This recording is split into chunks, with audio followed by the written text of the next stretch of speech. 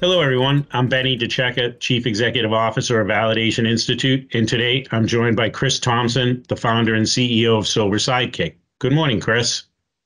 Hey, Benny, it's good to be here. Well, it's a pleasure to see you again. I remember when we first met, it was very brief. It was probably like 5 minutes, and I was truly impressed by your company's mission, product, and the incredible results you're achieving in helping people with their sobriety journey.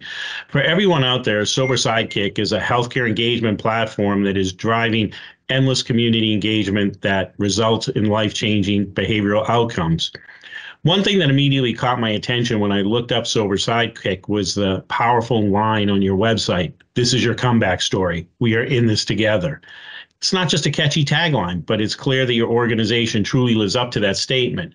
Your commitment to supporting individuals on their recovery path is evident in everything you do. And I'm excited to dive deeper into what you've built and what a special organization this is. So can you tell me, Chris, about the platform and why did you create it?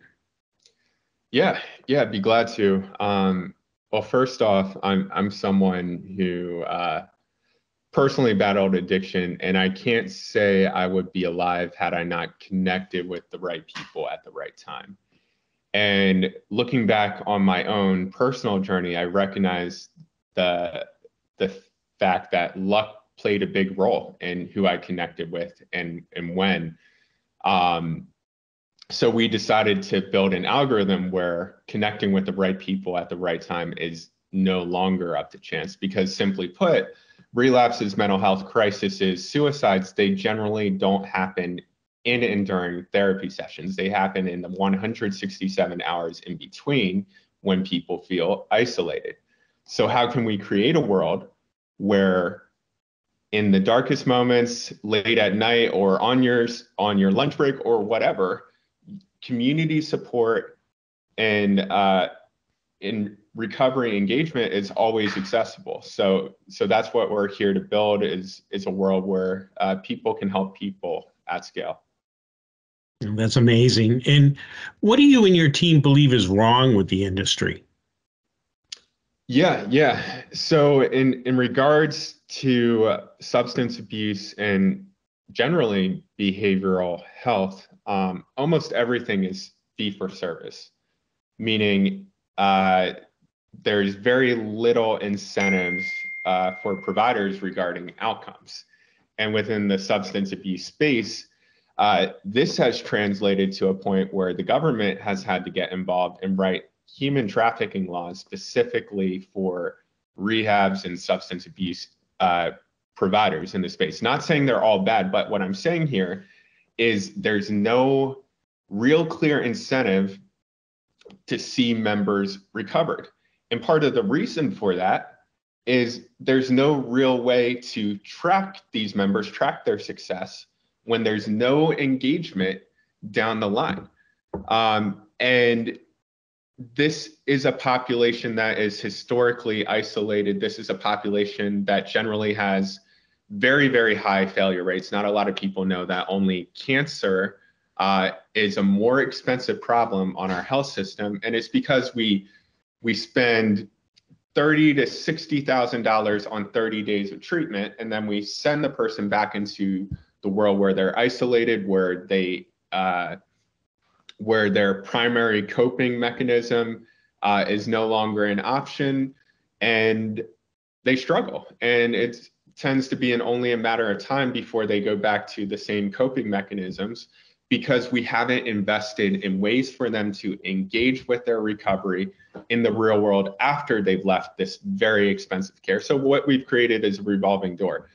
We're here to change that by creating a world where recovery is accessible in real time, in minutes, if not seconds. One of the things I'm most proud of with this platform is there is literally a 100% chance for any of our members who post within our platform that one of their peers will engage with them in the form of written support, not a like, not an emoji, not a thumbs up. They'll take the time to write support to you because they understand what you're going through. And then we've gamified empathy. We've gamified people helping people to the point where on average, 6.2 of your peers are going to reach out in minutes, if not seconds. So that means a single mom who doesn't have a therapist, works 2 jobs, can post throughout the day on her lunch break, and every single time she's going to be greeted with people who have been where she's at and support her. And it's 100% accessible to everyone. So with that, I'm going to stop my rant because I don't even remember what the question was. Yeah, you're doing a great job. I'll tell you that revolving door piece that you're talking about. I think everybody has heard a story of somebody that's relapsed after they've left. And to your point, it's because there is no support system. So I think it's great when you say things and they actually happen, like 6 people reaching out like as soon as you post. So that's just great. Can I ask? To that point Oh, real quick, the average person will go to treatment 6.5 times. That's the world we live in, is the average. So it's simply not acceptable to have this low of a bar for success, and we need to change that. yeah, I agree. Can I ask, when we talk about mental health, what role do you feel that peers play in mental health? Yeah. Well, not to discount the great work that mental health professionals do. And in my opinion, there's not enough mental health professionals, but that's also not just my opinion. We simply, the math doesn't math in regards to solving this problem through mental health professionals. This problem is too big, it's too chronic, it's too intense, and we just don't have enough mental health professionals. So we can either try to solve the problem through, professional mental health counselors, therapists, or whatever. But when we try to solve the problem that way, all we do is widen the gap between those who have access to care and those who don't. So the question that needs to be asked, if we're ever going to solve this mental health crisis, is how do you enable regular people to have a positive impact on the mental health of those in their community? And then how do you track that? And then how do you scale that? That's the question that we're here to answer. Oh, that's great. And so, by the way, congratulations on the validation for outcomes. Fantastic numbers. Can you talk a little bit about that and how it's going to help you stand out in the marketplace? Yeah, absolutely. So for one, outside of AA and some similar programs like AA, there's very, very little engagement, very few programs that have successfully engaged this population. And